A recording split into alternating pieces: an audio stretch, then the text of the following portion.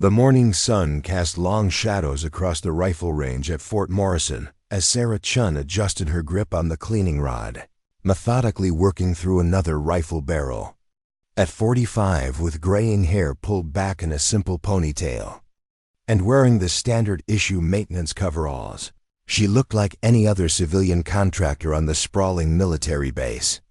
The younger Marines barely noticed her as they prepared for their advanced marksmanship qualifications, their conversations filled with bravado about groupings and wind calculations. Before we jump back in, tell us where you're tuning in from. And if this story touches you, make sure you're subscribed, because tomorrow I've saved something extra special for you. "Hey, cleaning lady," called out Corporal Jake Morrison, a cocky 23-year-old with more attitude than experience. "Make sure you get all the carbon out of that barrel. We actually need these rifles to shoot straight, not just look pretty." Sarah looked up briefly, nodded politely, and returned to her work. She'd been maintaining weapons at Fort Morrison for 3 years now, ever since taking the civilian contractor position after her divorce. To the Marines, she was invisible, just another middle-aged woman doing grunt work while the real warriors prepared for combat. What they didn't know was that Sarah Chen had once held the unofficial record for longest confirmed kill shot in Marine Corps' history, a record that remained classified and unacknowledged by official channels. The irony wasn't lost on her as she cleaned rifles that would never be as accurate in their hands as they had been in hers.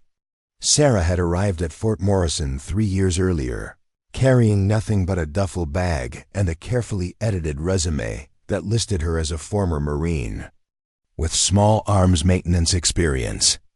The base needed civilian contractors to handle weapon maintenance, while active duty personnel focused on training and operations. It was honest work that paid the bills, and it kept her close to the rifles she understood better than most people understood themselves. The morning routine never varied. She'd arrive at 060, unlock the armory annex, and begin the methodical process of cleaning, inspecting, and maintaining the base's extensive collection of sniper rifles, M40A6S, M110s, and the newer M2010s all passed through her hands daily. Each weapon told a story through its wear patterns, and Sarah could read those stories like others read newspapers. Staff Sergeant Rebecca Torres, the range's senior non-commissioned officer, supervised the civilian contractors with professional detachment. She was competent, fair, and completely unaware that the quiet woman cleaning rifles in the corner had forgotten more about precision shooting than most Marines would ever learn. "Chun," Torres called out during the mid-morning break, "the scout sniper candidates are coming through for equipment inspection at 1400.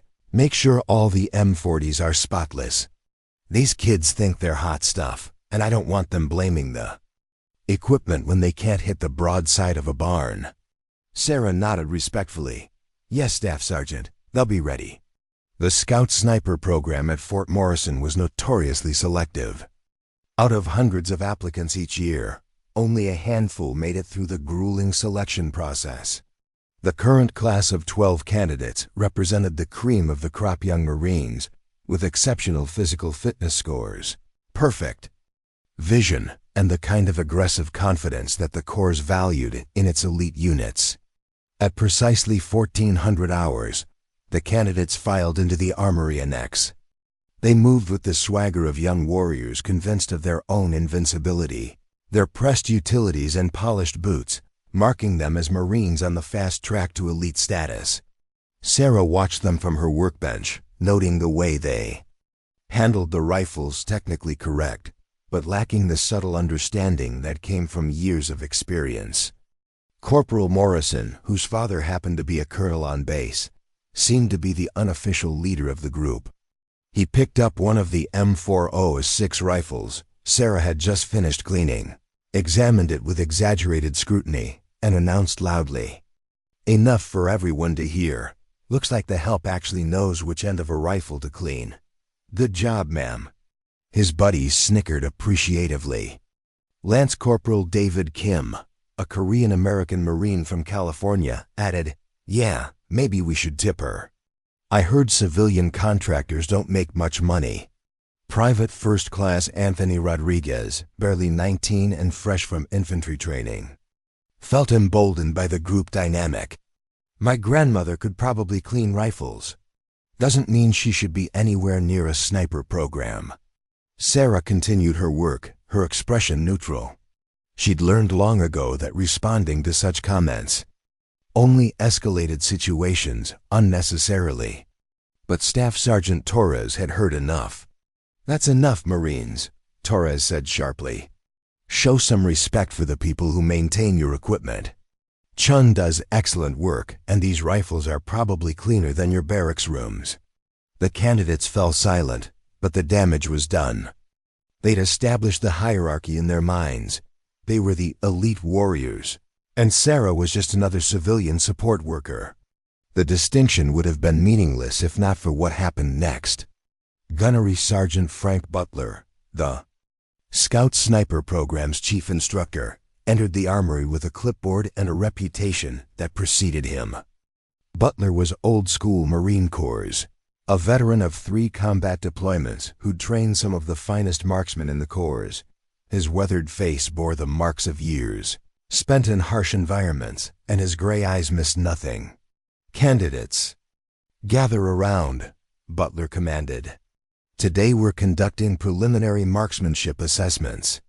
I want to see what you think you know about shooting before we start teaching you what you actually need to know." The candidates formed up eagerly, their confidence practically radiating from their young faces. Butler's eyes swept over them, then settled momentarily on Sarah before returning to the Marines. "The range is set up with targets at 300, 500, and 800 meters," Butler continued. "Each of you will fire 10 rounds at each distance. This isn't about perfect scores, it's about consistency and fundamentals. I'd rather see tight groupings than lucky hits."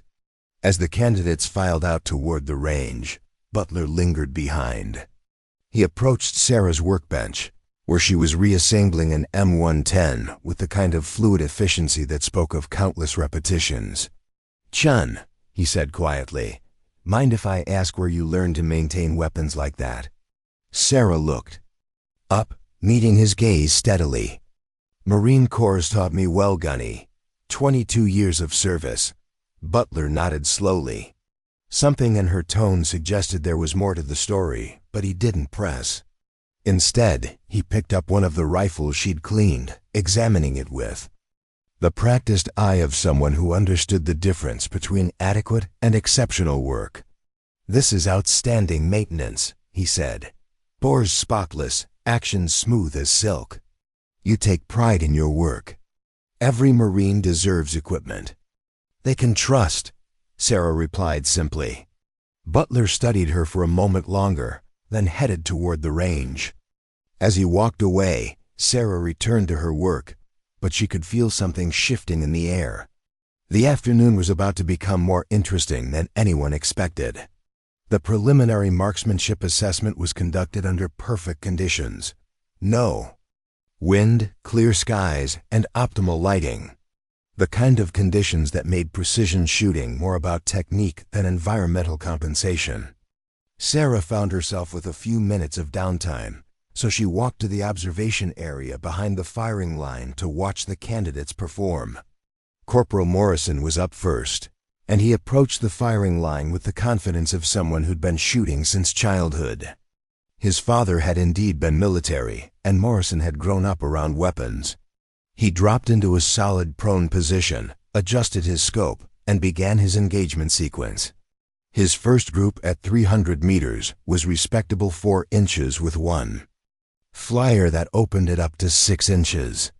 Not bad for a preliminary assessment, but not exceptional either. At 500 meters, his groups opened up to 8 inches, and by 800 meters, he was struggling to keep all his rounds on target. Lance Corporal Kim followed with similar results. His technique was textbook correct, but he lacked the subtle understanding of trigger control and breathing that separated good shooters from great ones. Private Rodriguez managed decent groupings at closer ranges, but fell apart completely at 800 meters. His shots scattered across a 2-foot area. One by one, the candidates cycled through their assessments.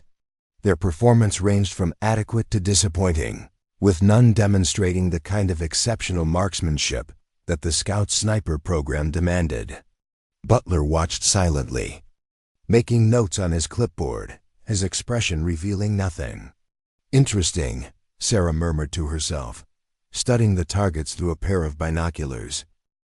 Preparing and narrating this story took us a lot of time, so if you are enjoying it, subscribe to our channel. It means a lot to us. Now back to the story. She could see the fundamental errors each candidate was making rushing their shots, fighting the rifle instead of working with it, overthinking the process instead of trusting their training. Something wrong with their shooting? Butler asked. Appearing beside her, Sarah hesitated. Critiquing active-duty Marines wasn't part of her job description, and she'd learned to keep her opinions to herself. But Butler's question seemed genuine, and his tone suggested he valued honest assessment. "They're trying too hard," she said finally. "Good technique, but they're fighting themselves." Precision shooting isn't about forcing the shot. It's about creating the perfect conditions and letting the shot happen naturally. Butler raised an eyebrow. "Sounds like you know something about precision shooting." "I've seen good shooters." "And bad shooters," Sarah said diplomatically. "These kids have potential, but they need to relax and trust their fundamentals." The last candidate finished his assessment, and Butler walked down to collect the targets. When he returned, his expression was thoughtful. The results spoke for themselves: respectable performance from a group of motivated Marines, but nothing approaching the exceptional standards the Scout Sniper program demanded. "Candidates, gather around," Butler called out. "I've seen your preliminary scores, and I'll be honest, you've got work to do. Good technique, but precision shooting requires more than following a checklist. It requires understanding your weapon, your environment, and yourself." Corporal Morrison raised his hand. "Gunny, with respect, these were just preliminary assessments. We're ready for the real training to begin." Butler's expression remained neutral. "Morrison, your best group today was 4 inches at 300 meters. A trained sniper should be capable of 1-inch groups at that distance under these conditions. You're not ready for advanced training until you've mastered the fundamentals."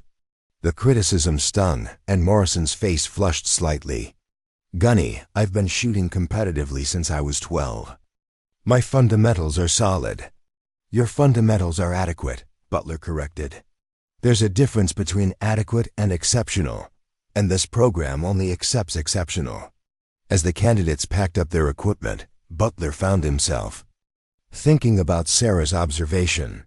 Her comment about the candidates trying too hard demonstrated an understanding of precision shooting that went beyond casual observation. Most people watched shooting and saw only hits and misses. Sarah had identified the psychological component that separated good shooters from great ones. That evening, Butler made a decision that would change everything.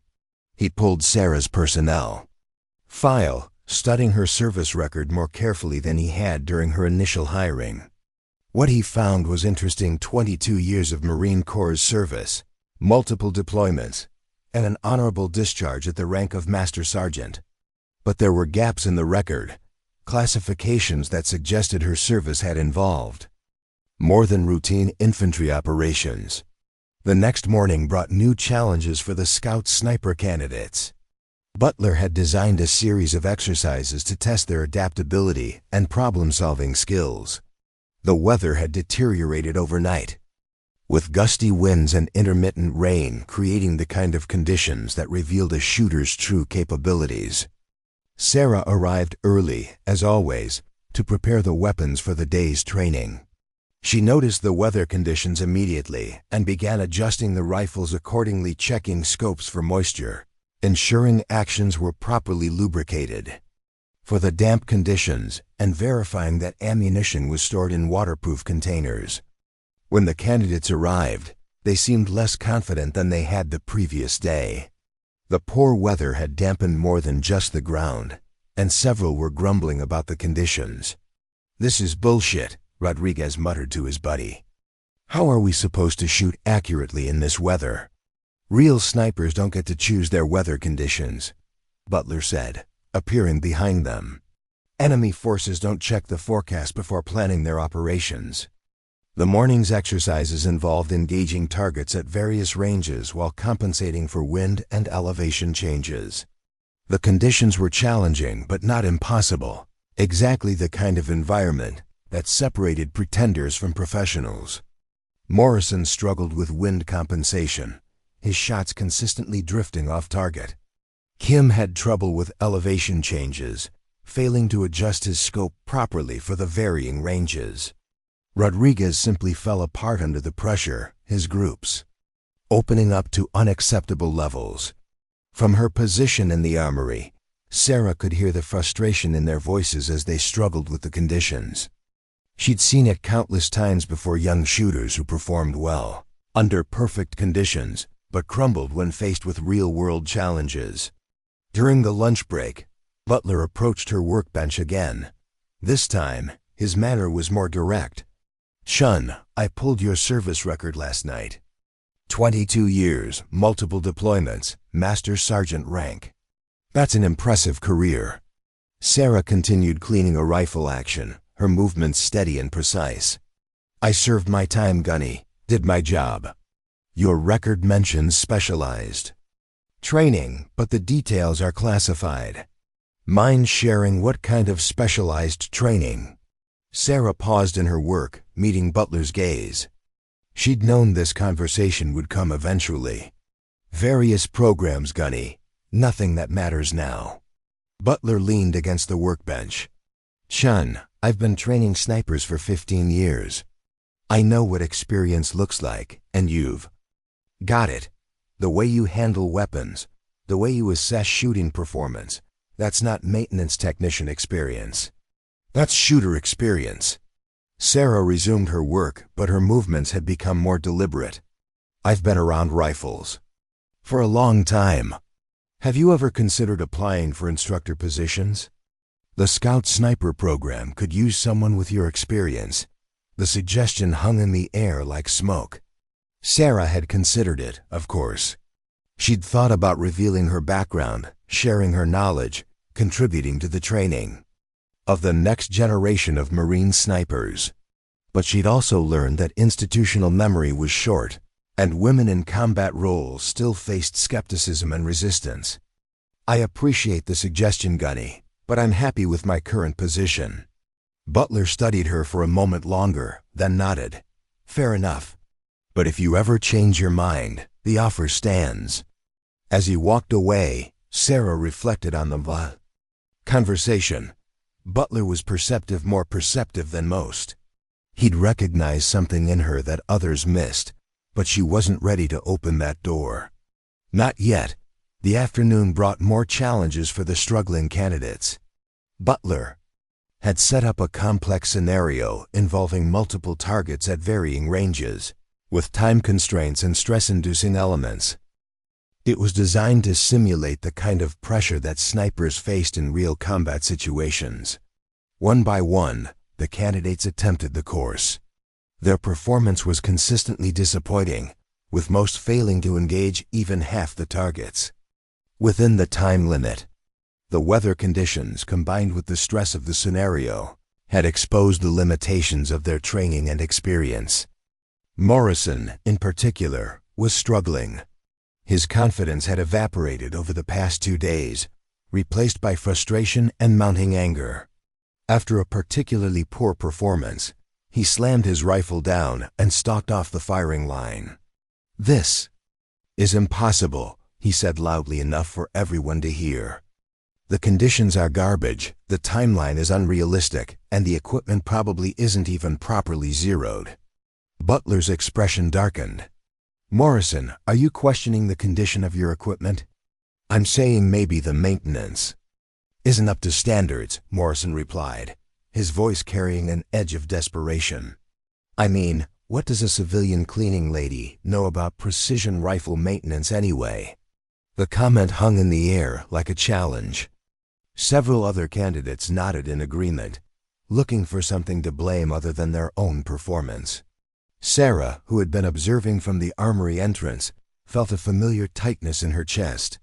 She'd faced similar accusations before, in different circumstances and different times. Butler's voice was dangerously quiet when he responded. "Morrison, that civilian cleaning lady maintains some of the finest precision rifles in the Marine Corps. If you're suggesting that your poor performance is due to equipment failure, I can arrange for an immediate inspection. I'm just saying." Morrison continued, emboldened by what he perceived as support from his peers. "Maybe we should have Marines maintaining Marine weapons. No offense to the lady, but precision rifle maintenance isn't something you learn from a manual." Sarah stepped forward, her voice calm and steady. "Corporal Morrison, would you like me to demonstrate the condition of your rifle?" Morrison turned to face her, his expression mixing contempt with surprise. "Ma'am, with respect, I don't think you understand the level of precision we require for sniper operations." "I understand precision," Sarah replied simply. "Your rifle is properly maintained, correctly zeroed, and capable of sub-AMOA accuracy under these conditions. The limitation isn't the equipment." The exchange had drawn the attention of everyone present. Butler watched with interest as the confrontation developed, sensing that something significant was about to unfold. Morrison's face flushed with embarrassment and anger. "Look, lady, I've been shooting since I was a kid. I know when equipment isn't performing properly. Maybe you should stick to cleaning and let the professionals handle the shooting." The insult was intended to put Sarah in her place, to re-establish the hierarchy that Morrison felt had been challenged by her previous comment. But instead of backing down, Sarah did something unexpected. "Would you like to see a demonstration of the rifle's accuracy?" she asked quietly. Butler's eyebrows rose slightly. This was an interesting development. Morrison scoffed. "You want to shoot my rifle?" "Ma'am, these aren't hunting rifles. These are precision instruments that require years of training to use effectively." "I understand," Sarah said. "One shot. If the rifle performs as designed, would that satisfy your concerns about the equipment?" The challenge was unmistakable. Morrison found himself trapped by his own accusations. If he backed down now, he'd lose face in front of his peers and his instructor. If he accepted, he'd be allowing a civilian contractor to potentially embarrass him on his own firing range. "Fine," he said finally. "One shot. But when you miss, I want a different rifle." Butler intervened. "Chun, you don't have to prove anything. Morrison's equipment concerns are unfounded, and his performance issues are his own responsibility." Sarah looked at Butler, then back at Morrison. "One shot, Gunny, just to demonstrate the equipment's capability." Butler hesitated, then nodded slowly. "Very well. One shot, 500 meters, standard target. Morrison, you'll spot." The group moved to the 500-meter firing line, where a standard military target had been set up. The wind was still gusting unpredictably, and the overcast sky created challenging lighting conditions. Sarah examined Morrison's rifle briefly, checking the scope settings and action operation. "Rifles properly zeroed for 500 meters, she announced. "Winds gusting from the southwest at approximately 8 to 12 miles per hour. Should be compensated at roughly 2 AMOA right." Morrison snorted. Easy to talk about compensation. Different thing to actually make the shot. Sarah dropped into a prone position behind the rifle, her movements fluid and practiced. She adjusted the bipod legs slightly, settled into her shooting position, and began her breathing routine. The transformation was subtle but unmistakable. The quiet maintenance worker had disappeared, replaced by someone who moved with the confidence of long experience. Butler watched through binoculars as Sarah settled behind the rifle. Her form was textbook perfect, but more than that, She displayed the kind of relaxed competence that only came from years of experience. The candidates gathered around, some skeptical, others curious about what was about to unfold. Sarah's breathing settled into a steady rhythm as she acquired the target through the scope. The wind was tricky, shifting direction every few seconds, but she dealt with far worse conditions in places where missing meant more than embarrassment. She waited for the lull between gusts, felt the rifle settle naturally into her shoulder, and applied steady pressure to the trigger. The shot broke clean and smooth. Through the spotting scope, Butler could see the impact immediately dead center of the target. A perfect bullseye at 500 meters in challenging conditions. "Dead center," Butler announced. "Crane hit." Morrison stared through his spotting. Scope in disbelief. That's impossible. The conditions are terrible." "The conditions are challenging," Sarah corrected, rising from the firing position, "but manageable with proper technique.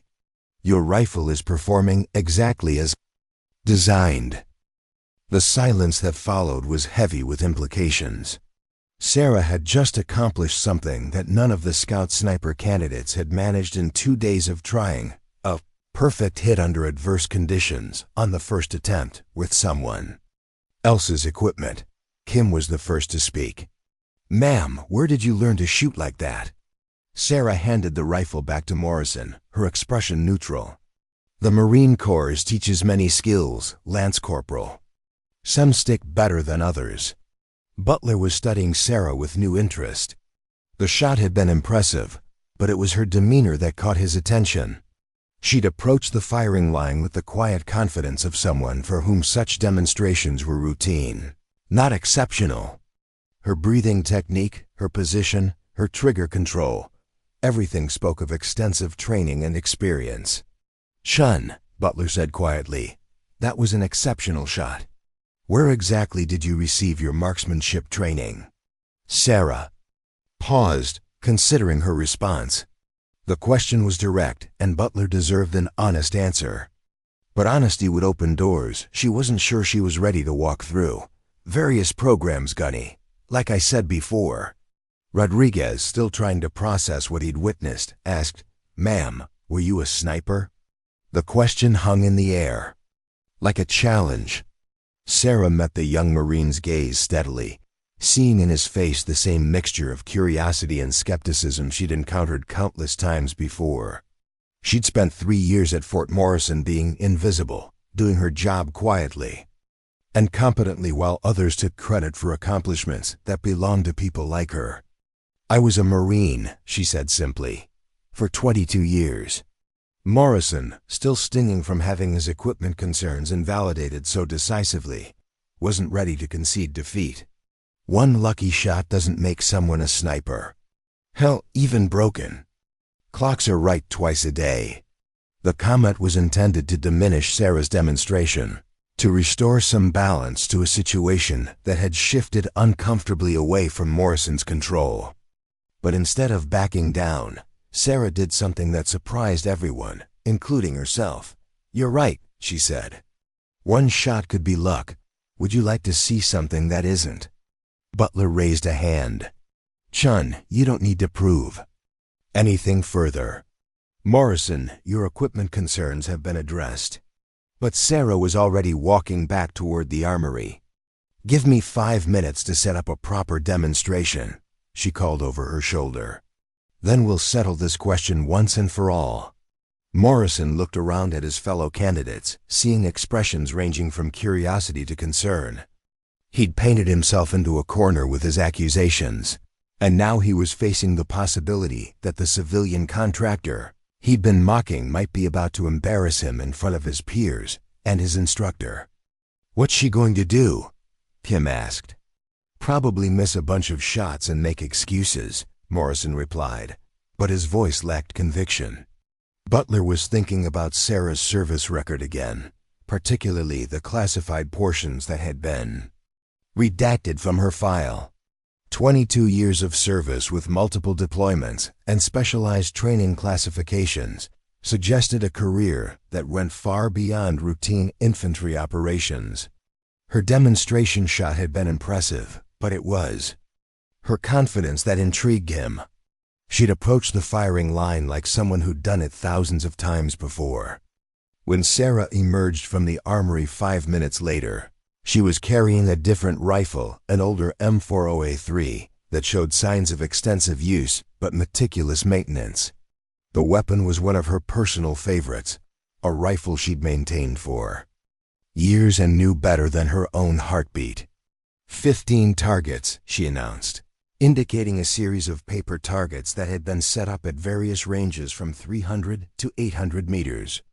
15 shots, no misses. The candidates stared at the target array in disbelief. Some of the targets were barely visible at their maximum ranges, and the wind conditions remained challenging.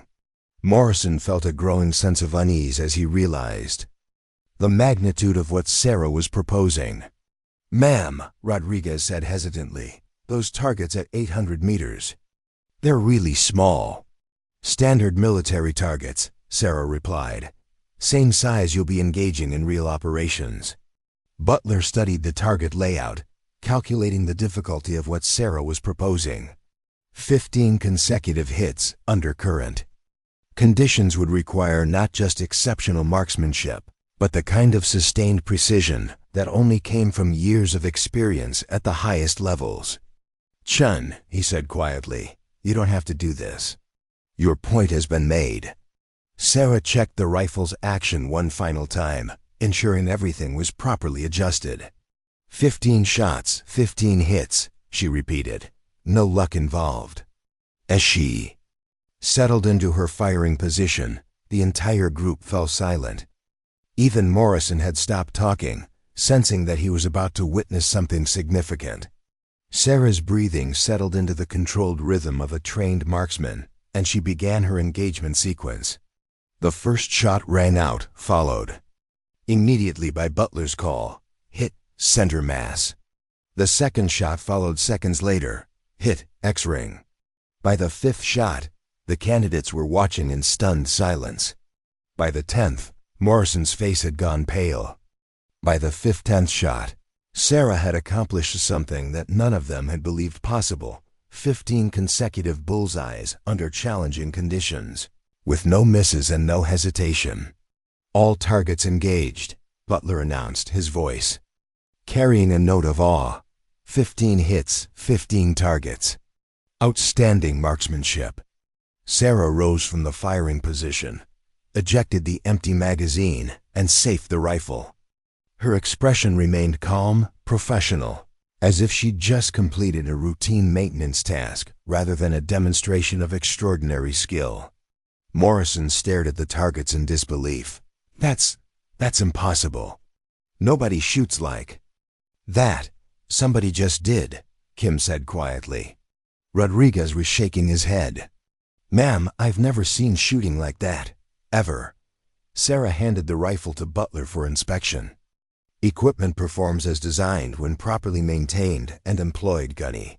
Your candidates have good fundamentals, but they need to trust their training and stop fighting themselves." Butler examined the rifle, noting the smooth action and precise adjustments. "Shun, this kind of marksmanship. This isn't something you learn from basic Marine Corps training. Where did you really serve?" Sarah met his gaze steadily. "Places where shooting like that was a requirement, not an option." The implication was clear, even if the details remained classified. Butler nodded slowly, understanding that he was dealing with someone whose background went far beyond routine military service. Morrison, still struggling to process what he'd witnessed, made one final attempt to salvage his credibility. "Maybe the targets were closer than they looked. Maybe the conditions weren't as bad as I thought." Sarah turned to face him, her gray eyes holding something that made the young corporal step back involuntarily. "Corporal Morrison, would you like me to repeat the demonstration? Different targets, verified ranges, multiple witnesses?" Morrison swallowed hard, suddenly realizing that he'd been challenging someone whose capabilities far exceeded anything he'd imagined. "No, ma'am, that won't be necessary." Butler was studying Sarah with new understanding. "Chun, I think it's time we had a more detailed conversation about your background. And your future with this program. Sarah nodded slowly.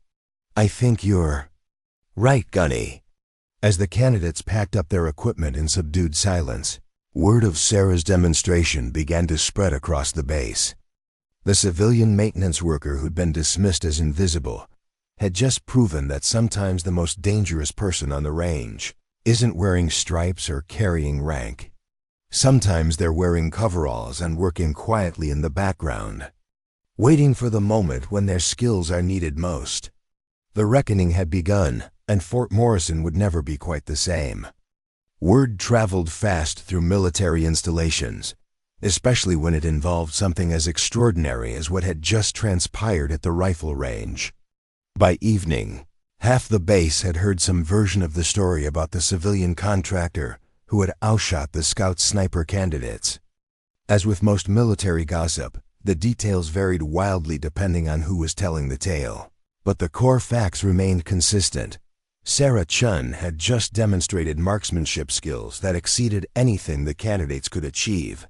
Gunnery. Sergeant Butler sat in his office well past normal duty hours, staring at Sarah's personnel file spread across his desk. The official record told one story, a competent Marine who had served honorably for over 2 decades before taking the civilian contractor position. But the classified portions of her file, the redacted sections and coded references, suggested a very different narrative. Butler had made some discreet phone calls to contacts in Personnel Command, and what he'd learned had left him both impressed and concerned. Sarah Chen had not simply been a Marine. She had been one of the Corps' most effective precision marksmen, operating in programs so classified that their very existence was compartmentalized. Her official record showed deployments to Iraq and Afghanistan, but the classified annexes revealed missions in places that didn't officially exist, targets that were never acknowledged, and accomplishments that would never see the light of day. The knock on his office door interrupted Butler's contemplation. "Enter," he called out, expecting to see one of his junior instructors with a routine report. Instead, Sarah Chen stood in the doorway, still wearing her maintenance coveralls, but carrying herself with a bearing that seemed entirely different from the woman who had quietly cleaned rifles for the past 3 years. The transformation wasn't physical, she looked exactly the same, but something fundamental had shifted in her presence. "Gunny, you wanted to talk," she said, stepping into the office. "I figured now was as good a time as any." Butler gestured to the chair across from his desk. "Close the door, Chen. We need to have a conversation that's been overdue for about 3 years." Sarah closed the door and took the offered seat, her gray eyes meeting Butler's gaze without evasion. The quiet maintenance worker was gone, replaced by someone who clearly understood that pretenses were no longer necessary. "How much do you know?" she asked directly. Butler tapped the classified portions of her file. "Enough to understand that you've been operating well below your actual capabilities. The question is why?" Sarah was quiet for a long moment, her gaze shifting to the window where the last light of day was fading over the rifle ranges. "When I retired, I wanted to disappear. I was tired of being special, tired of being the exception, tired of proving myself over and over again. The contractor position let me work with rifles without the politics, without the constant scrutiny.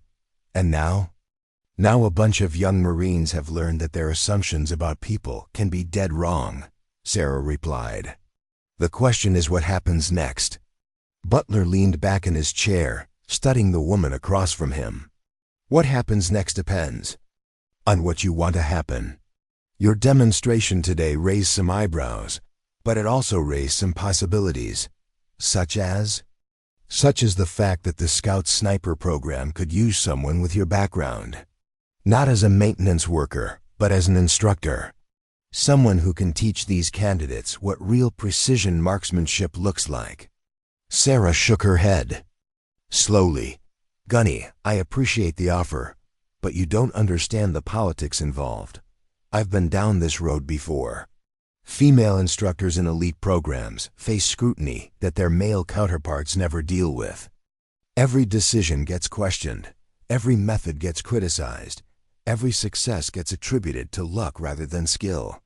Butler had expected this response.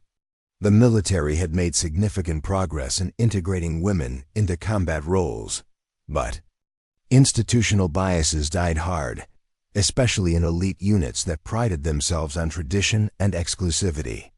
"Things have changed since you retired," he said. "Not completely, but more than you might think. The Corps needs expertise wherever it can find it, and what you demonstrated today is expertise at the highest level." "What I demonstrated today is going to cause problems," Sarah countered. "Morrison and his buddies aren't going to quietly accept being outshot by a civilian contractor. They're going to look for ways to minimize what happened, to explain it away, to restore their sense of superiority." Butler nodded. "You're probably right. Morrison in particular is going to have trouble accepting what he witnessed. His father's influence has probably shielded him from real failure before." "Colonel Morrison?" Sarah asked. "I should have guessed. That explains the attitude. You know his father?" Sarah's expression darkened slightly. "We've crossed paths. He was a major when I knew him, ambitious, politically connected, and not particularly impressed with unconventional approaches to warfare. If his son is anything like him, today's demonstration is going to create ripple effects." Butler was beginning to understand the complexities involved. "Chun, if you're worried about political fallout, I can handle that. What I need to know is whether you're willing to help train the next generation of Marine snipers." Sarah was quiet for several minutes, weighing options and consequences. The safe choice was to continue her current role, to remain invisible, and avoid the complications that came with visibility. But the demonstration at the range had already shattered her anonymity. There was no going back to being just another maintenance worker. "If I agree to this," she said finally, "I do it. My way. No politics, no special considerations, no kid-glove treatment because of my gender. The candidates get trained to the same standards I was held to, regardless of their feelings or their father's rank." Butler smiled for the first time since the conversation began. "I wouldn't have it any other way." The next morning brought new challenges that neither Butler nor Sarah had anticipated. Colonel James Morrison, the base executive officer and father of the struggling scout sniper candidate, had received a somewhat embellished account of the previous day's events. According to his son's version, a civilian contractor had been allowed to handle military weapons inappropriately, potentially creating safety hazards and undermining the authority of the training cadre. Colonel Morrison arrived at Butler's office in 0800 hours, his expression mixing paternal concern with administrative authority. He was a tall man with graying hair, and the kind of bearing that suggested he was accustomed to having his concerns taken seriously. "Gunnery Sergeant Butler," Morrison began without preamble, "I understand there was an incident at the rifle range yesterday involving a civilian contractor and military weapons."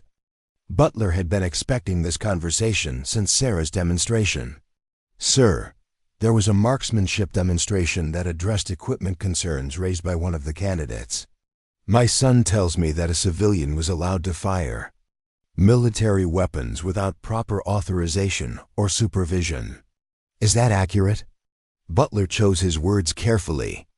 "Sir, Mrs. Chun demonstrated the accuracy capabilities of properly maintained equipment under my direct supervision. The demonstration was conducted according to all applicable safety protocols." Morrison's expression tightened. "Gunnery Sergeant, civilian contractors are not authorized to fire military weapons, except under very specific circumstances. Was this demonstration conducted under proper authority?" "Yes, sir.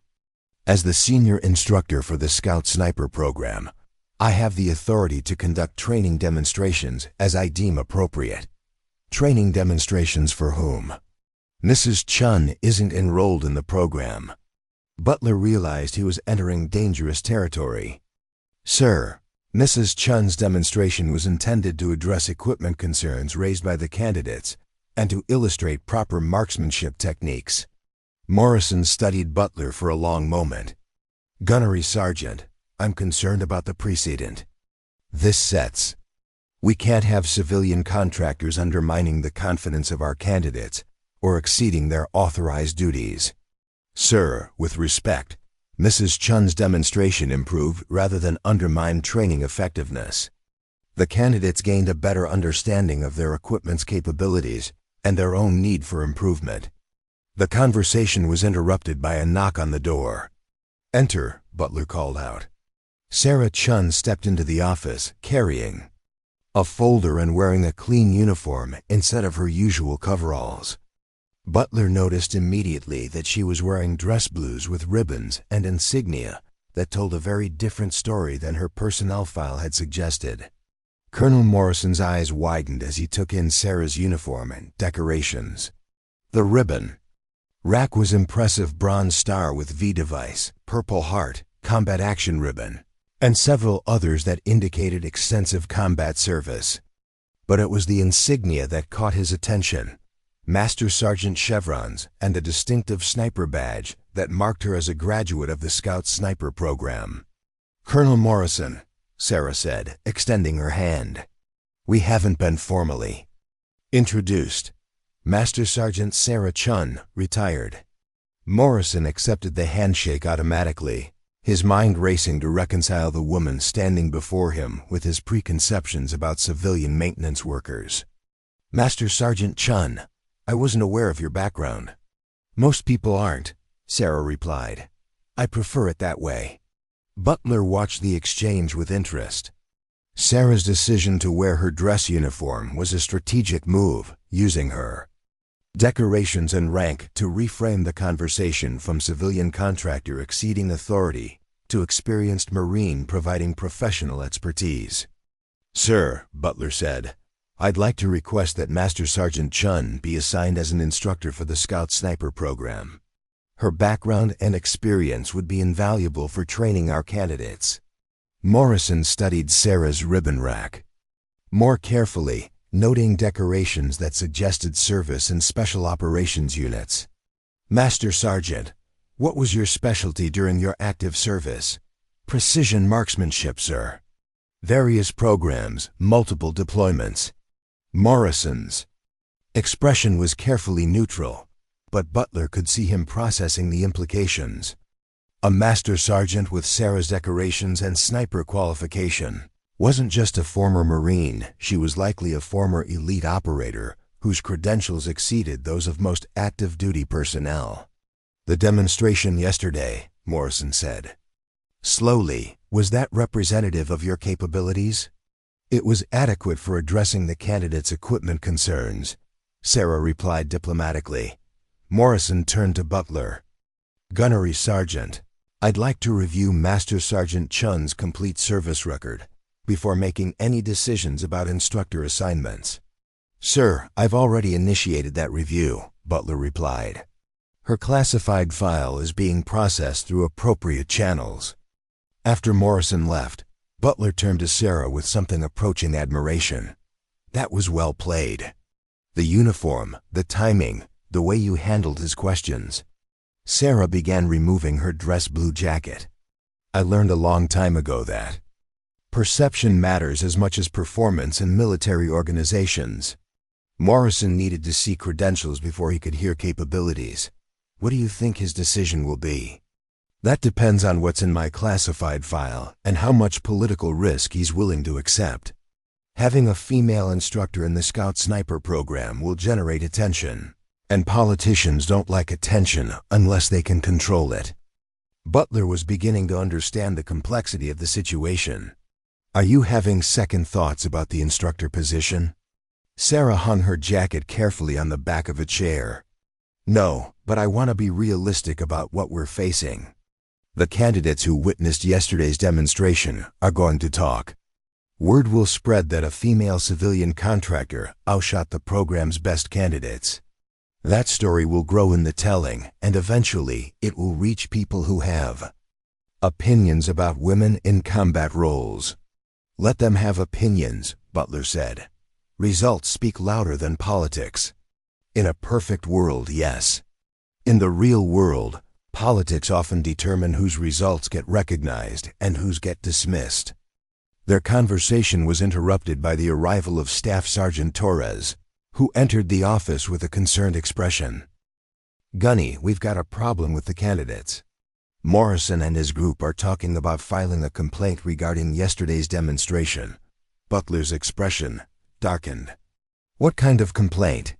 "They're claiming the demonstration was unfair, that the conditions were manipulated to favor Chun, and that civilian contractors shouldn't be allowed to interfere with military training." Sarah wasn't surprised. How many candidates are involved? Morrison's leading it, but he's got support from Rodriguez and a couple others. Kim seems to be staying neutral, and the rest are keeping quiet. Butler stood up abruptly. "Time to address this directly. Torres, get the candidates assembled in the classroom. We're going to have a discussion about professionalism and military bearing." "Gunny," Sarah said quietly, "let me handle this. The complaint is about me. I should be the one to address it." "Chun, you don't have to defend yourself to a bunch of candidates who are embarrassed about being outshot." "Yes, I do. If I'm going to be an instructor in this program, I need to establish credibility with the candidates. That means confronting their objections head on, not having someone else fight my battles." Butler considered this for a moment, then nodded.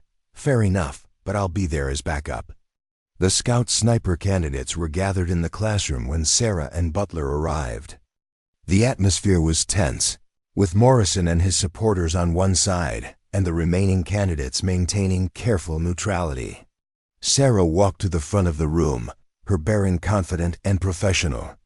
"Gentlemen," she began, "I understand there are concerns about yesterday's demonstration. I'd like to address those concerns directly." Morrison stood up. "Ma'am, with respect, our concerns aren't about your performance. They're about proper procedures and appropriate authority." Sarah nodded. "Corporal Morrison, what specific procedures do you believe were violated?" Morrison had clearly prepared for this question. "Ma'am, civilian contractors shouldn't be firing military weapons without proper authorization.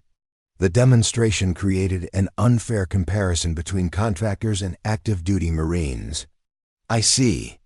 And you believe the demonstration was conducted without proper authorization?" "Ma'am, I don't believe civilian contractors have the authority to conduct training demonstrations." Sarah walked to the whiteboard and wrote her name, followed by her rank and military occupational specialty. "Master Sergeant Sarah Chen, Moso 317, Scout Sniper." The classroom fell silent as the candidates absorbed this information. Rodriguez raised his hand tentatively. "Ma'am, you're a Marine?" "I was a Marine for 22 years, Private Rodriguez. I graduated from this same Scout Sniper program in 1998. I've served in Iraq, Afghanistan, and several other locations that I'm not authorized to discuss. I've conducted precision shooting operations under combat conditions that make yesterday's demonstration look like basic marksmanship." Morrison's face had gone pale. "Ma'am, I didn't know. Your file didn't indicate." "My file shows exactly what it needs to show, Corporal Morrison. The fact that you didn't bother to research the background of someone you were criticizing says more about your approach to gathering intelligence than it does about my qualifications." Kim stood up slowly. "Ma'am, if you're a former Scout Sniper, why are you working as a maintenance contractor?" Sarah appreciated the question. It was direct and reasonable. "Because I wanted to continue working with precision rifles without the politics and bureaucracy that come with active duty. I thought I could do meaningful work while staying invisible. Yesterday's demonstration made invisibility impossible." Rodriguez raised his hand again. "Ma'am, what you did yesterday, hitting 15 targets without missing, is that normal for Scout Snipers?" "It's normal for Scout Snipers who take their training seriously and practice their craft consistently. What happened yesterday wasn't exceptional marksmanship. It was competent execution of fundamental skills under routine conditions. Morrison finally found his voice. "Ma'am, I apologize for questioning your authority. I should have researched your background before making assumptions." Sarah studied the young corporal for a moment. "Morrison, you made a mistake, but it's not an uncommon one. You assumed that competence comes with rank, age, or gender markers that you could easily identify. Real competence often hides in unexpected places." She turned to address the entire group. "Gentlemen, you're here because you want to be scout. Snipers. That means you need to learn to think like snipers. Snipers gather intelligence before they act. They question assumptions. They look beyond surface appearances to identify real threats and real capabilities." Butler had remained silent during the exchange, but he was impressed with Sarah's approach. She'd addressed the candidates' concerns directly while using the opportunity to deliver important lessons about professional behavior and tactical thinking. "Yesterday's demonstration raised questions about your readiness for this program," Sarah continued. "Not because of your marksmanship that can be improved with training, but because of your approach to problem solving and your willingness to make assumptions without gathering facts." The classroom was completely quiet now, with every candidate focused on Sarah's words. "If you want to be scout snipers, you need to start thinking like professionals rather than like children who are upset because someone performed better than they did. Professional Marines learn from superior performance rather than complaining about it." Rodriguez raised his hand again. "Ma'am, will you be instructing us?" Sarah looked at Butler, who nodded slightly. "If Gunnery Sergeant Butler approves, and if you're willing to learn from someone who doesn't fit your preconceptions about what an instructor should look like." Morrison stood up again. "Ma'am, I'd like to formally withdraw my complaint and apologize for my unprofessional behavior. I was wrong, and I learned something important today." Sarah nodded. "Apology accepted, Morrison. The question is whether you've learned enough to approach the rest of your training with appropriate humility and professional focus." "Yes, ma'am, I have," Kim spoke up. "Ma'am, what do we need to do to improve our performance?" Sarah smiled. "For the first time since entering the classroom, you need to stop trying so hard and start trusting your training. Precision shooting isn't about forcing perfect shots. It's about creating the conditions where perfect shots happen naturally." Butler stepped forward. "Gentlemen, Master Sergeant Chen will be joining the instructor staff effective immediately. You'll have the opportunity to learn from someone whose experience exceeds anything you've encountered before. I suggest you take advantage of that opportunity." As the candidates filed out of the classroom, Morrison approached Sarah directly. "Ma'am, I want you to know that I'm grateful for this lesson. I needed to learn it." Sarah studied the young corporal. "Morrison, your father's rank won't protect you in combat, and it shouldn't protect you from honest criticism in training. If you want to be a scout sniper, you need to earn it based on your own performance and character." "Yes, ma'am, I understand." After the candidates left, Butler turned to Sarah with something approaching relief. "That went better than I expected." "It went well because they're fundamentally good Marines who made poor decisions based on incomplete information. The real test will be whether they can apply what they learned today to the rest of their training." Butler nodded. "What's your assessment of their potential?" Sarah was quiet for a moment, considering. "Morrison has talent but needs to overcome his entitlement issues. Rodriguez is eager but lacks confidence. Kim has excellent fundamentals and the right attitude. The others are still developing, but they all have potential." "And your plans for training them?" Sarah smiled. "I'm going to teach them what it really means to be a scout sniper. Not just the shooting, but the thinking, the discipline, the professionalism that separates elite operators from ordinary soldiers." Butler was beginning to understand that bringing Sarah onto the instructor staff was going to transform more than just the candidates' marksmanship skills. She was going to challenge their assumptions about competence, about leadership, and about what it meant to serve as a Marine. The next few days would test whether the candidates were ready for that level of challenge, and whether the institution was ready to embrace an instructor who didn't fit traditional expectations, but whose capabilities exceeded traditional limitations. The phone call came at 0630 hours, just as Sarah was preparing for her first official day as a Scout sniper instructor. The voice on the other end was crisp, professional, and carried the unmistakable authority of someone accustomed to being obeyed without question. Master Sergeant Chen, this is Colonel Patricia Hayes, commanding officer of the Marine Corps Scout Sniper School at Quantico. I understand you've been assigned as an instructor at Fort Morrison. Sarah recognized the name immediately. Colonel Hayes had been a lieutenant when Sarah was reaching the peak of her career, but she'd built a reputation as one of the Corps' most effective leaders and one of the few female officers to command elite training programs. Yes, ma'am, as of yesterday. I've been reviewing your service record, Master Sergeant. Impressive doesn't begin to cover it. 3 deployments with Force Recon, 2 more with units that don't officially exist, and a training record that reads like a marksmanship textbook.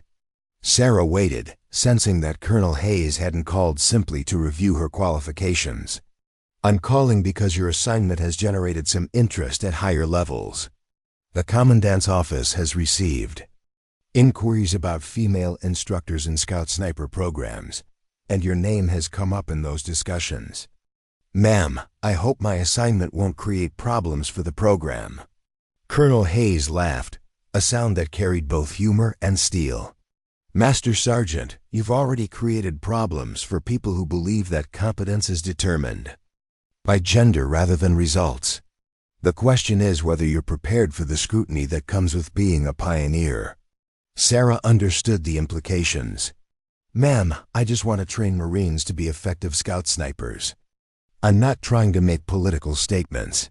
The fact that you exist makes a political statement, whether you intend it or not. The fact that you can outshoot men half your age makes an even bigger statement. The question is whether you're willing to accept the responsibility that comes with those statements. Sarah was quiet for a moment, considering the weight of Colonel Hayes' words. Ma'am, what kind of responsibility are we talking about? The responsibility of proving that excellence doesn't have gender boundaries. The responsibility of showing young Marines that competence can come from unexpected sources. The responsibility of being better than perfect, because anything less will be used as evidence that women don't belong in elite programs. Sarah had faced these expectations before, during her operational career. The pressure to be flawless, to never show weakness, to constantly prove that her presence was justified rather than simply accepted. Ma'am, I understand the expectations. I've lived with them for over 20 years. I know you have. And I know it's not fair. But the reality is that your success or failure at Fort Morrison will influence policies and perceptions far beyond that base. You're carrying more weight than any instructor should have to carry. Colonel Hayes paused, allowing the implications to settle. That said, I've read your classified file. I know what you accomplished in operations that will never be acknowledged publicly. If anyone can handle this responsibility, it's you. Sarah felt the familiar weight of expectations settling on her shoulders. Ma'am, what support can I expect from higher headquarters? Official support within appropriate channels. Unofficial support whenever possible. But you need to understand that there are people at very high levels who would prefer to see this experiment fail. They'll be watching for any excuse to declare female Scout sniper instructors a failed concept. After the call ended, Sarah sat in her office considering the conversation. She'd thought her assignment at Fort Morrison would be relatively straightforward: train young Marines to be effective snipers while staying below the radar of military politics. Instead, she'd been thrust into a role that carried implications far beyond her individual performance. Butler arrived at 0700 hours, carrying coffee and wearing the expression of someone who'd also received early morning phone calls from senior leadership. Let me guess, Sarah said. You've been getting calls from people with stars on their collars. Butler nodded. Brigadier General Thompson, the commanding general of Training and Education Command. He wanted to discuss the political implications of female scout sniper instructors. And his assessment? Mixed. He supports the assignment based on your qualifications, but he's concerned about the attention it might generate. Apparently, there are congressional staffers asking questions about gender integration in special operations training. Sarah wasn't surprised. Military innovations, especially those involving women in combat roles, inevitably attracted political attention that had little to do with military effectiveness and everything to do with broader cultural debates. What? Did you tell him? I told him that you're the most qualified instructor I've ever worked with, regardless of gender, and that the program will be stronger with your involvement. Sarah appreciated Butler's support, but she also understood the position he was in. Gunny, if this assignment creates problems for you or the program, I can request a transfer. Butler's expression hardened. Chun, you're not going anywhere. We need your expertise, and these candidates need your knowledge. If some people have problems with that, they can explain their objections to the commandant. Their conversation was interrupted by the arrival of Staff Sergeant Torres, who entered with the kind of urgency that suggested new developments. Gunny, we've got visitors. A delegation from Headquarters Marine Corps is here to observe training operations. Butler and Sarah exchanged glances. Unannounced visits from headquarters personnel were rarely routine inspections. Who's leading the delegation? Butler asked. Lieutenant Colonel Marcus Webb, from the Infantry Training Branch. He's got a team of 3 officers, and they want to observe all training activities. Sarah recognized the name. Lieutenant Colonel Webb had been a captain during her active duty years, and their paths had crossed during joint training exercises. He was competent, politically astute, and ambitious, exactly the kind of officer who would be sent to assess potentially controversial situations. How long are they staying? Butler asked. They didn't say. Webb indicated they want to conduct a comprehensive review of program effectiveness and instructor qualifications. Butler turned to Sarah. This is about you. They're here to assess whether a female instructor can effectively train scout sniper candidates. Sarah nodded. Which means every aspect of my performance will be scrutinized and every mistake will be magnified. Butler's expression was grim. Then we'd better make sure there aren't any mistakes. The delegation arrived at the rifle range just as the candidates were beginning their morning training session. Lieutenant Colonel Webb was a tall, lean officer with the kind of bearing that suggested he was comfortable with authority and accustomed to having his assessments taken seriously. His team included a major from Personnel Command, a captain from Training Development, and a warrant officer whose specialty wasn't immediately apparent. Sarah had decided to conduct the morning session normally, without special preparations or modifications for the observers. If headquarters wanted to assess her instructional capabilities, they would see authentic training rather than a carefully scripted demonstration. The candidates were working on fundamental marksmanship at 300 meters, focusing on breathing control and trigger discipline. Sarah moved among them, offering individual corrections and guidance while Butler handled the overall range management. Morrison, you're rushing your shots, Sarah said, kneeling beside the corporal. Feel the rifle settle into your shoulder, let your breathing stabilize, then apply steady pressure to the trigger. Morrison adjusted his position and fired again. The shot struck closer to the center of the target. Better. Now do it again, but focus on the surprise break. You should be surprised when the shot fires. Lieutenant Colonel Webb was watching the interaction carefully, taking notes on a tablet and occasionally conferring with his team members. Sarah was aware of the scrutiny, but maintained her focus on the training objectives.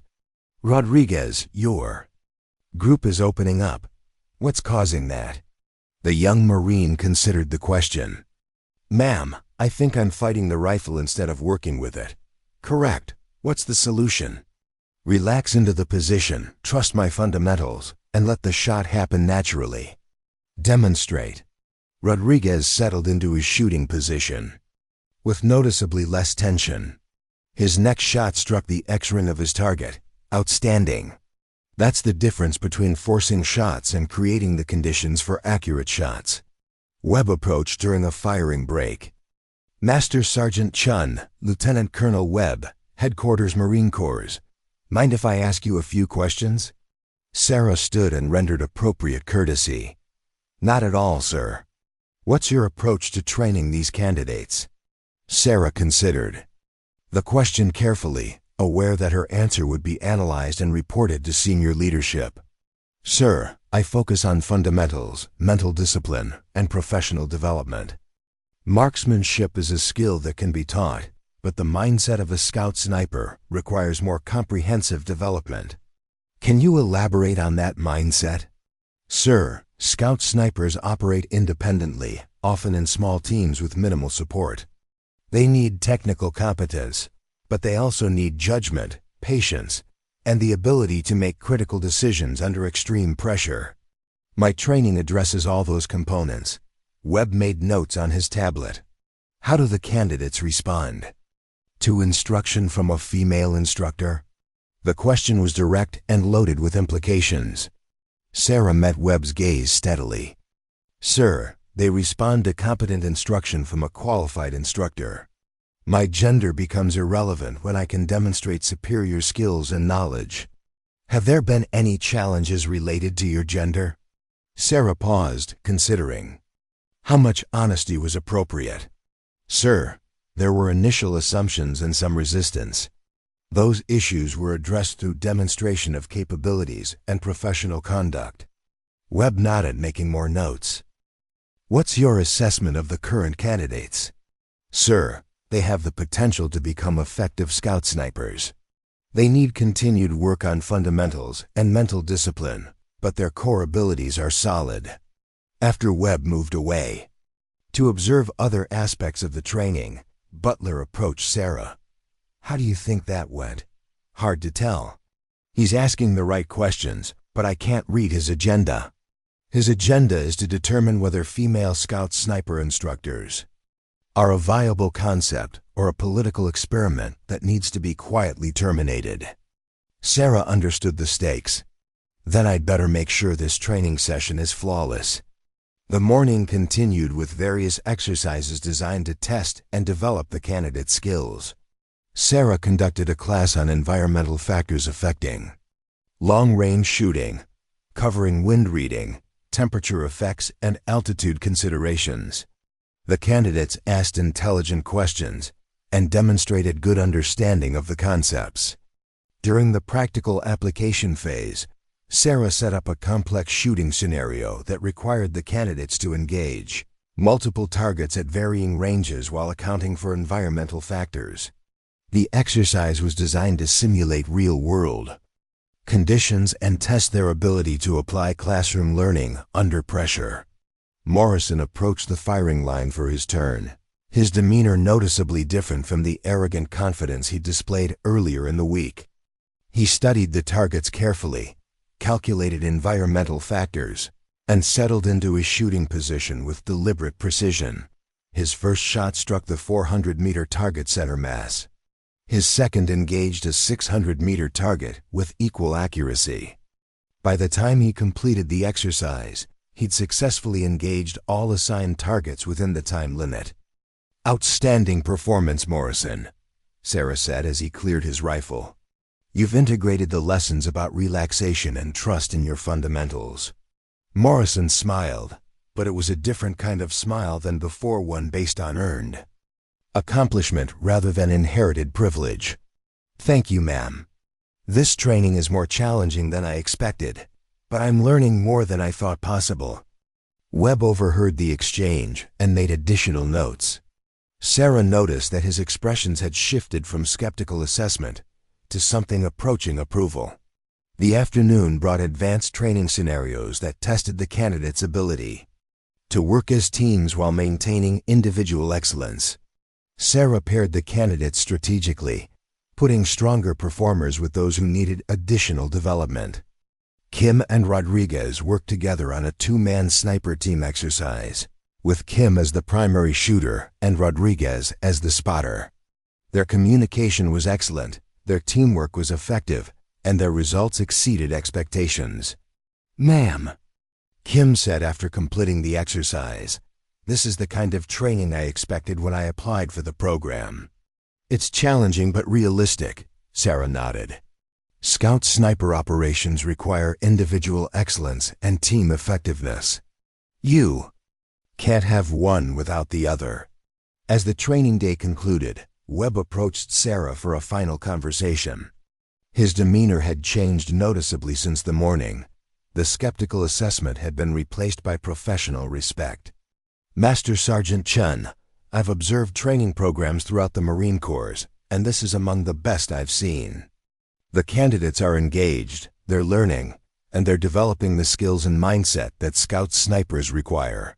Sarah appreciated the assessment but remained cautious. "Thank you, sir. These are good Marines who deserve the best training. We can provide.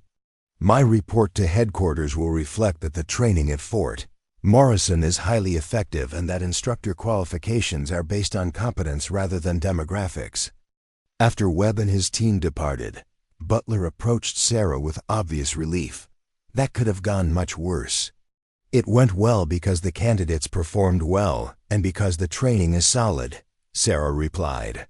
"But this won't be the last assessment. We'll be under scrutiny for the foreseeable future." Butler nodded. "Are you prepared for that?" Sarah looked out over the rifle range where the candidates were cleaning their equipment and discussing the day's lessons. "I'm prepared to train Marines to be the best Scout snipers they can be. Everything else is just noise." As the sun set over Fort Morrison, Sarah reflected on a day that had tested not just her instructional abilities, but her resilience in the face of institutional scrutiny. The real test, however, wasn't the visiting delegation or the political implications of her assignment. The real test was whether she could consistently provide the kind of training that would prepare young Marines for the realities of combat operations. Tomorrow would bring new challenges, new lessons, and new opportunities to prove that excellence in instruction, like excellence in marksmanship, transcended traditional boundaries and exceeded conventional expectations. The reckoning was far from over, but the foundation for success had been established. Now it was time to build on that foundation and demonstrate that the best instructors, like the best snipers, were often found in unexpected places. 3 weeks had passed since Sarah's assignment as a Scout sniper instructor, and the transformation in both the candidates and the program was remarkable. The young Marines who had once dismissed her as an invisible maintenance worker now sought her guidance with genuine respect and professional eagerness. Morrison had evolved from an entitled corporal trading on his father's reputation into a dedicated student focused on earning his place through merit. Rodriguez had gained confidence and consistency in his shooting. Kim had emerged as a natural leader among the candidates. But the most significant change wasn't in individual performance, it was in the culture of the program itself. The casual arrogance and competitive hostility that had characterized the early days had been replaced by collaborative learning and mutual support. The candidates pushed each other to excel not through mockery and rivalry, but through shared commitment to professional excellence. Sarah was reviewing training schedules in her office when Butler arrived with news that would test everything they'd built over the past weeks. "Chun, we've got a situation developing. Regiment wants to conduct a comprehensive evaluation of the Scout sniper program using live-fire exercises under simulated combat conditions." Sarah looked up from her paperwork. "That's not unusual. What's the real issue?" Butler's expression was grim. "The evaluation team includes outside observers from multiple agencies, Pentagon officials, congressional staff members, and representatives from allied military forces. This isn't just a training assessment. It's a demonstration of program effectiveness for people who make policy decisions. Sarah understood immediately. And they specifically want to see how a female instructor performs under pressure. That's my assessment. The timing isn't coincidental. They're using this evaluation to determine whether integrating women into Scout Sniper instruction is a successful innovation or a failed experiment. Sarah leaned back in her chair, considering the implications. What are the evaluation parameters? Complex scenario involving multiple targets at extended ranges, time constraints, and stress-inducing elements. The candidates will be evaluated individually and as teams, with particular attention to their responses to instruction under pressure. Who designed the scenario? Butler's pause was telling. Lieutenant Colonel Webb, with input from the evaluation team. Sarah nodded slowly. Webb had been supportive during his previous visit, but he was also politically astute enough to design an evaluation that would provide clear evidence either supporting or opposing female instructors. If the candidates failed, blame would fall on her training methods. If they succeeded, credit would likely be attributed to their natural abilities rather than her instruction. When do we conduct this evaluation? Tomorrow morning. 0800 hours. Sarah felt the familiar tightness in her chest that came with high-stakes situations. Gunny, in your professional opinion, are the candidates ready for this level of evaluation? Butler considered the question carefully. Their individual skills are solid, their teamwork has improved dramatically, and their confidence is higher than it's ever been. But this evaluation is designed to push them beyond their comfort zones. Good. That's where real learning happens. That evening, Sarah called the candidates together for a final preparation session. They gathered in the classroom, their expressions mixing anticipation with nervous energy. These young Marines had come far from the arrogant, dismissive group she'd first encountered, but tomorrow would test whether their development was genuine or superficial. Gentlemen, she began, tomorrow you'll face an evaluation that will determine whether you continue in this program and whether this program continues to exist in its current form. Morrison raised his hand. Ma'am, are you saying the entire Scout Sniper program is being evaluated?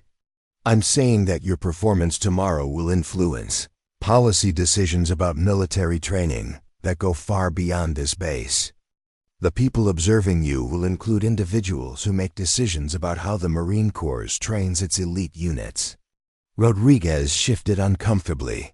Ma'am, that sounds like a lot of pressure. Sarah smiled. Rodriguez, pressure is what separates good Marines from great Marines. Tomorrow's evaluation will simulate the kind of pressure you'll face in real combat operations. The difference is that tomorrow, missing a target means failing an evaluation. In combat, it means people die. Kim leaned forward. Ma'am, what should we expect from this evaluation? Expect scenarios that test everything you've learned: individual marksmanship, team coordination, decision-making under stress, and adaptability to changing conditions. But most importantly, expect to prove that your training has prepared you for the realities of Scout Sniper operations. Sarah walked to the whiteboard and began outlining key concepts. Remember your fundamentals, trust your training, support your teammates, and understand that this evaluation isn't just about hitting targets. It's about demonstrating the professional competence and mental discipline that define Scout Snipers. Morrison spoke up. Ma'am, what if we fail? Sarah met his gaze directly. Then you learn from the failure and try again. But failure tomorrow means more than individual setbacks. It means that future Marines might be denied the opportunity to learn from qualified instructors because those instructors don't fit traditional expectations. The weight of that responsibility settled over the candidates like a heavy blanket. They understood that they weren't just representing themselves. They were representing a concept, a change in military culture that challenged assumptions about competence and capability. No pressure, right? Rodriguez said with nervous humor. Sarah's expression became serious. There is pressure, and you should feel it. But pressure is a tool. It can either crush you or forge you into something stronger.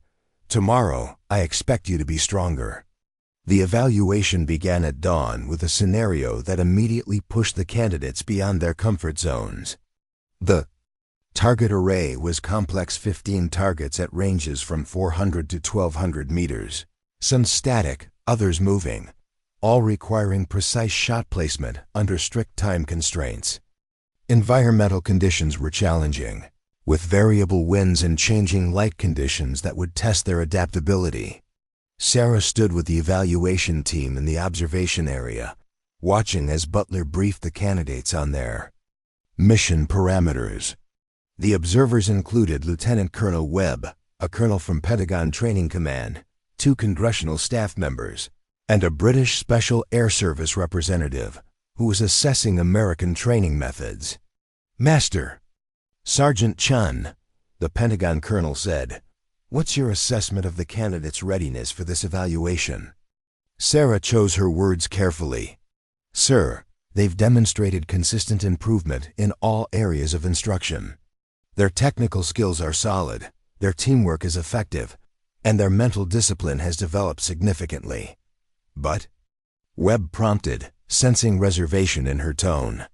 "But this evaluation will test them at levels they haven't experienced before. Real competence is revealed under pressure, not in controlled training conditions." The British observer, Major James Harrison, studied Sarah with professional interest. "Master Sergeant, your training methods, are they based on traditional American approaches, or have you incorporated unconventional techniques?"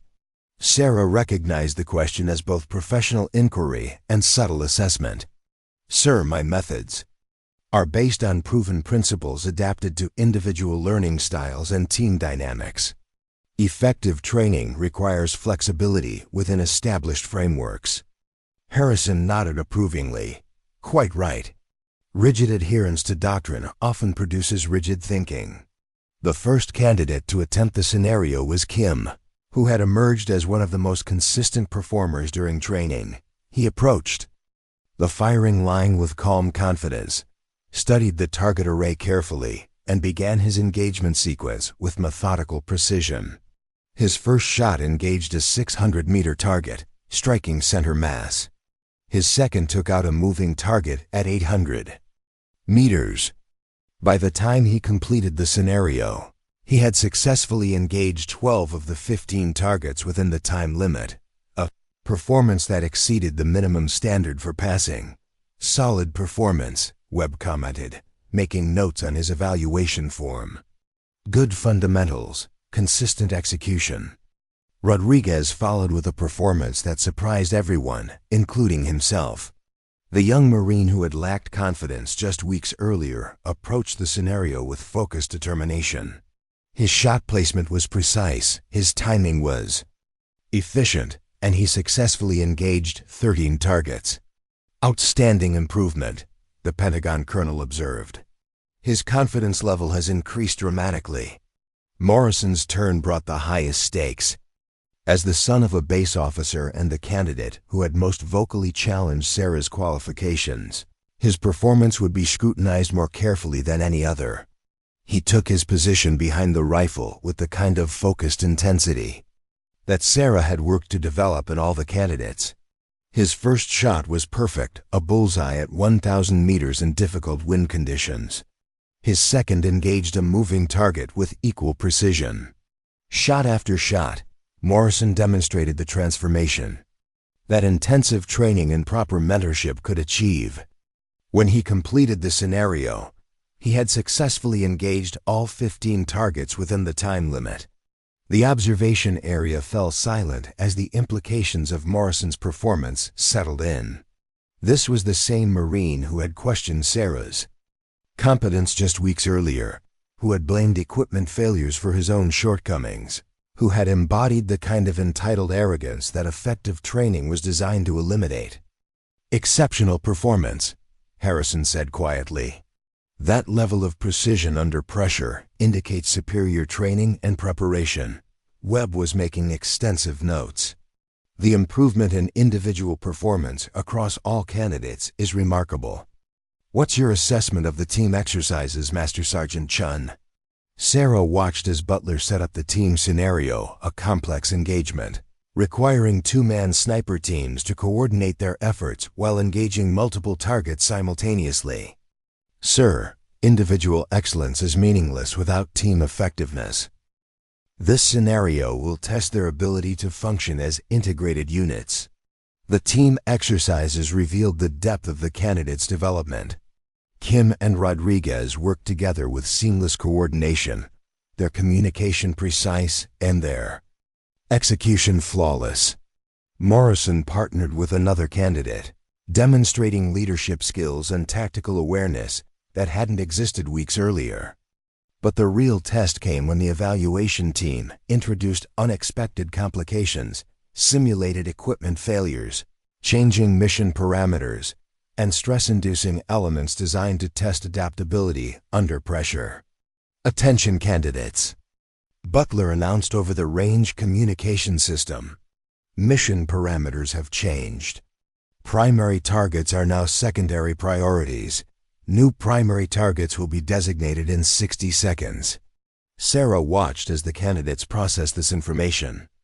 Without panic or confusion, they adapted their positions, recalculated ranges and environmental factors, and prepared for the new engagement parameters with the kind of professional flexibility that defined elite operators. When the new targets were designated, the candidates executed their modified mission with precision that exceeded even Sarah's expectations. They demonstrated not just technical competence, but the kind of tactical thinking and adaptability that could only be developed through comprehensive training. Impressive, the Pentagon colonel said. They're thinking like snipers, not just shooting like marksmen. Major Harrison was studying Sarah as much as the candidates. Master Sergeant, your training philosophy seems to emphasize mental development as much as technical skills. Sarah nodded. Sir, anyone can be taught to hit targets under ideal conditions. Scout snipers operate under conditions that are never ideal, facing challenges that can't be anticipated in training scenarios. Mental discipline and adaptability are more important than raw marksmanship ability. And how do you develop those qualities? Through progressively challenging scenarios that require candidates to think beyond their training, adapt to unexpected situations, and maintain performance standards under increasing pressure. The evaluation concluded with a comprehensive assessment that tested every aspect of the candidate's development: individual marksmanship, team coordination, leadership. Under pressure, adaptability to changing conditions, and decision-making in complex tactical situations. The candidates performed at levels that exceeded established standards and demonstrated capabilities that validated the training program's effectiveness. As the evaluation team compiled their results, Lieutenant Colonel Webb approached Sarah for a final discussion. Master Sergeant Chen, I've observed training programs throughout the military, and this is among the most effective I've encountered. The candidate's performance today demonstrates training excellence at the highest levels. Sarah appreciated the assessment, but remained focused on the broader implications. Sir, these Marines have potential that existed before I arrived. Effective. Training simply helps people realize capabilities they already possess. That's an admirable perspective, but it undersells your contribution. The transformation in these candidates, not just their technical skills, but their professional development and mental discipline, reflects exceptional instruction. The Pentagon colonel joined the conversation. Master Sergeant, what's your assessment of gender integration in elite training programs? Sarah had been expecting this question and had prepared her response carefully. Sir, competence has no gender boundaries. Effective instructors, like effective operators, are defined by their knowledge, experience, and ability to develop others. Demographics are irrelevant when results speak for themselves. Major Harrison nodded approvingly. Quite right. The British military has found that diversity in instruction often enhances training effectiveness by bringing different perspectives and approaches to common challenges. Webb was making final notes on his evaluation forms. Master Sergeant Chun, my report will recommend continuation and expansion of current training methods. The evidence is clear. This program is producing scout snipers who exceed traditional standards. After the evaluation team departed, Sarah found herself alone at the rifle range as the sun set over Fort Morrison. The candidates had performed beyond her expectations, validating months of intensive training and professional development. But more importantly, they had proven that excellence in military training transcended traditional boundaries and conventional expectations. Butler approached carrying 2 cups of coffee. "So, how do you think we did?" Sarah accepted the coffee gratefully. "They did outstanding. Every candidate exceeded expectations and demonstrated the kind of professional competence that defines elite operators. And the political implications?" Sarah was quiet for a moment, considering. The results speak for themselves. The candidates performed at levels that validate the training program and demonstrate that instructor qualifications should be based on competence rather than demographics. Butler nodded. "Think this will settle the debate about female instructors?" Sarah smiled. "This will settle the debate for people who make decisions based on evidence and results. For people who make decisions based on prejudice and politics, no amount of evidence will be sufficient." As they stood watching the last light fade over the rifle ranges, Sarah reflected on a journey that had begun with systematic dismissal and mockery, but had culminated in professional vindication and institutional change. The young Marines who had once called her cleaning lady now sought her guidance with genuine respect. The program that had questioned her qualifications now recognized her as one of its most effective instructors. But the real victory wasn't personal vindication.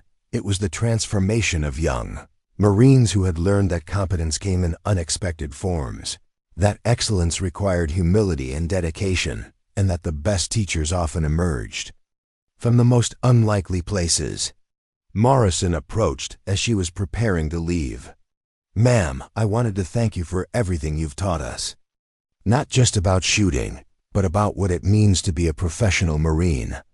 Sarah studied the young corporal who had evolved from entitled arrogance to earned confidence. "Morrison, you did the work. I just provided guidance and opportunities to learn. Ma'am, I need you to know that I was wrong about everything when you first arrived. I made assumptions based on appearances and missed the opportunity to learn from someone with exceptional knowledge and experience." Sarah nodded. "Morrison, assumptions are dangerous for Marines, especially scout snipers. The ability to see beyond surface appearances and recognize real capabilities is essential for survival in combat operations." "Yes, ma'am. I understand that now." As Morrison walked away, Sarah reflected on the broader implications of the past weeks. She'd proven that expertise could emerge from unexpected sources, that competence transcended traditional boundaries, and that the best instructors were often those who had been overlooked or underestimated by conventional systems. The reckoning was complete, but the legacy was just beginning.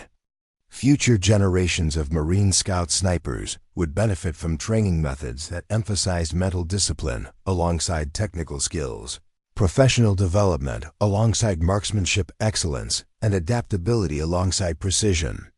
Sarah Chen had arrived at Fort Morrison as an invisible maintenance worker, dismissed and mocked by young Marines who couldn't see beyond their own assumptions. She was leaving as a recognized expert whose influence would shape the training of elite operators for years to come.